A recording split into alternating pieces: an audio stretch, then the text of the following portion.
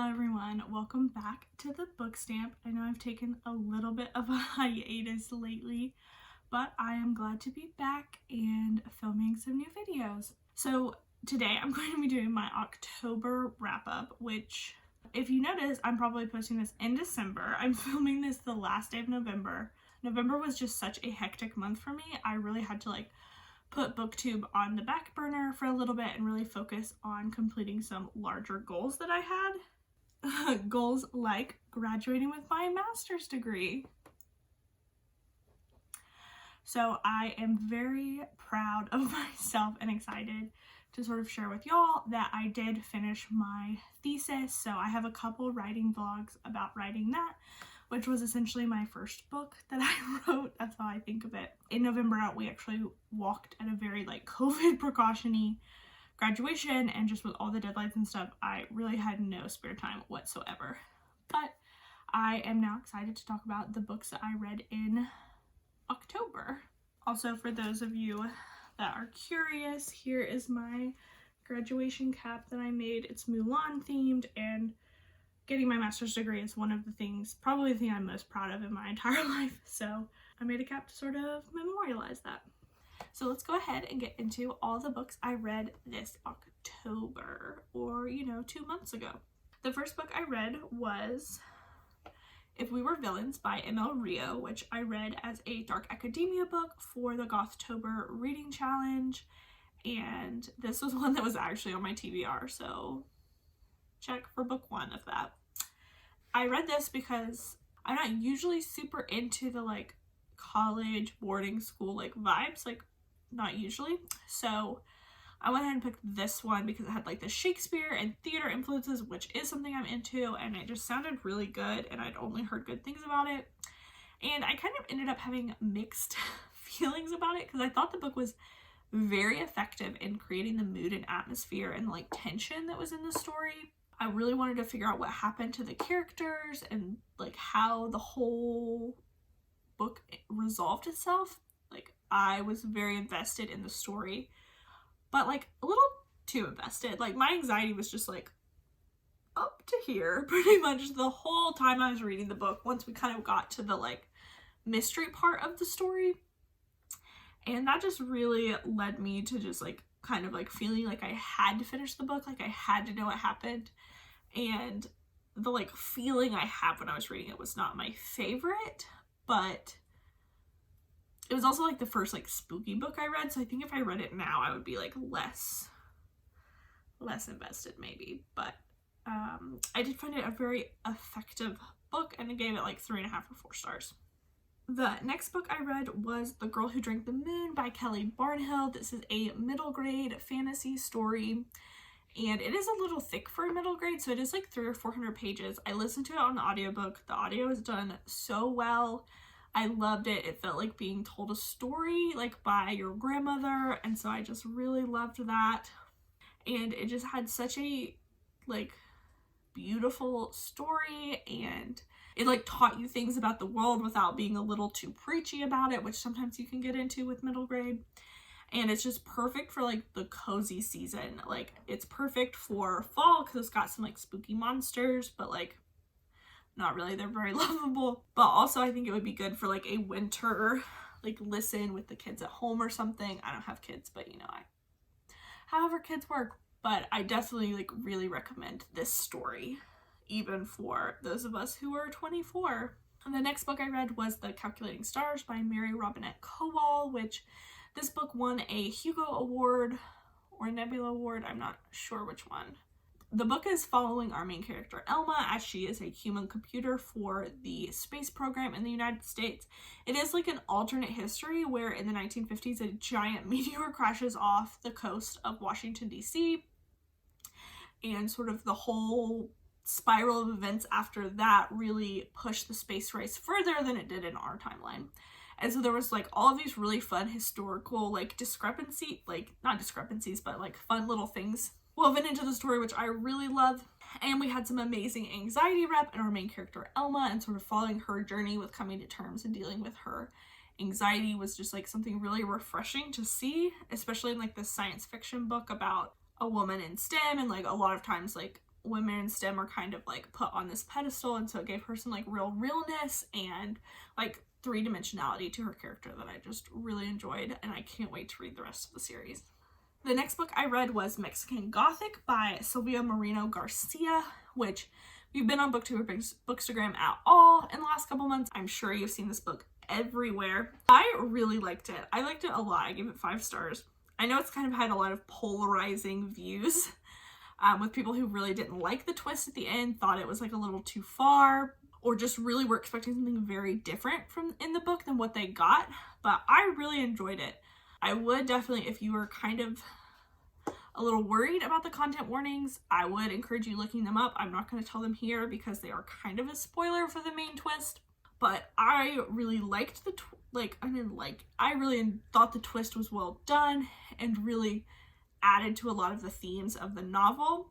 Another thing is a lot of people thought this was like primarily a Mexican culturally influenced story, when really it's more of a Gothic tale with all of the English characters and tropes set in Mexico. And so it highlights a lot of the Gothic themes by having that location, and really sort of double it, like it really highlights the themes of like colonialism and imperialism that are featured in Gothic literature, but not necessarily to that extent. And so I, as a huge fan of Gothic literature, really enjoyed that, but I think a lot of people were not really expecting that when they started the book. So just as a warning. The next book I read was Homegoing by Ya Jessie, who is my favorite author. I can say that now, having read all of her books. I read Transcendent Kingdom last month, and I think it was really interesting for me to have read Transcendent Kingdom first, which everyone was like, ooh, does it like stand up to the hype of Homegoing? And I love Transcendent Kingdom, so I was definitely excited to read Homegoing. And they are very different books, like thematically and structurally they are very different, and I think that shows the power of Ya Jessie's writing and like her craft, that you can have this like really deep character study essentially in Transcendent Kingdom and have this multi-generational sweeping tale in Homegoing and still like love the characters just as much. I found it just very powerful. I would definitely recommend like setting a full week aside to read like just Homegoing, because basically you're going to want to read a chapter and like sit and think about it and like digest that character's story and then like move on. But I really, really loved it and highly recommend it. The next book was I finally finished The Cold Tattoo by Silas House, and I really enjoyed it. It was definitely a 4-star read for me. Kind of my main problems with it were just the pacing was a little slow in the beginning. I wasn't really sure where the story was going and if I was gonna like it. I ended up really loving it. The back half of the book is like top notch. I think it's really amazing to see what a really good writer can do with like 250 pages in developing characters. Like I just think that's so impressive. I related so much to Easter, and I loved Anna's story and their relationship, and just like a story of these two strong in very different ways Appalachian women.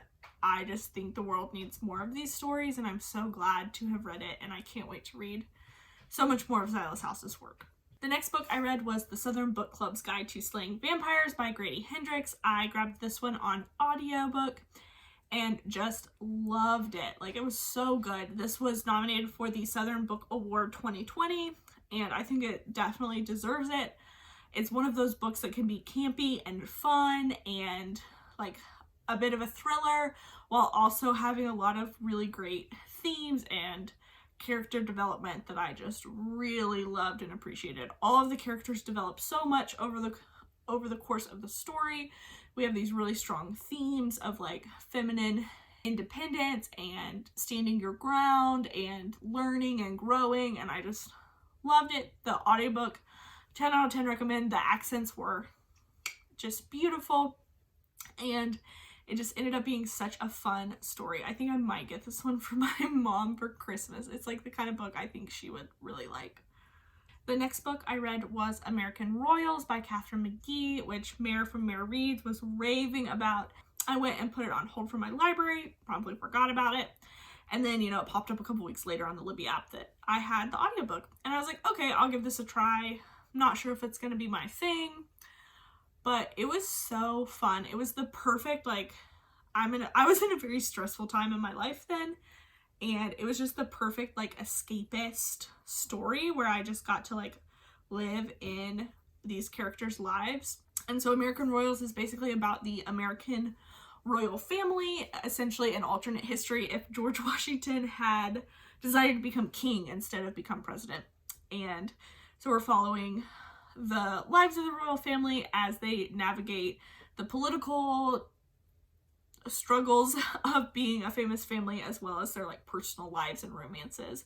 And it was just so fun. It was such a perfect distraction, fun book, and I really enjoyed it, and I think everyone should read it. It's like the perfect mesh of Princess Diaries and The Selection and a little bit of like Red, White, and Royal Blue, and it was just Beatrice forever. So all of those books I read in the first half of October, which feels like ages ago. Like I literally finished American Royals, I think on October 14th.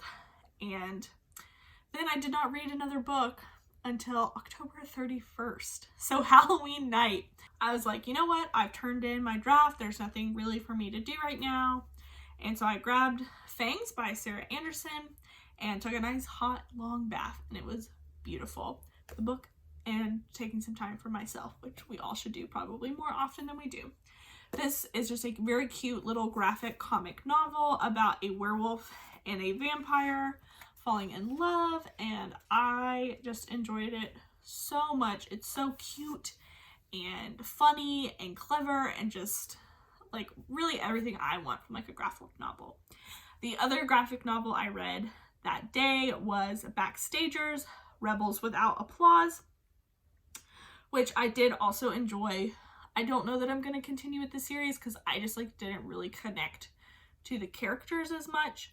They're like high school kids at an all-boys school, and they have a very magical back of the theater space and have to go on adventures, and I definitely think it's like a good book, and I'm like glad I convinced my library to buy it because it has some like really healthy discussions of like masculinity and what it means to like get in a fight with your friend and how to apologize.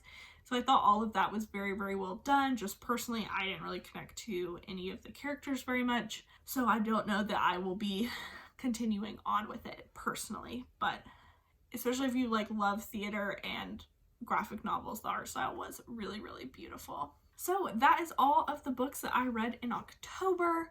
Thanks for hanging out, and I promise to get my November wrap up a little bit sooner than I got this one up. Thanks for hanging out, y'all.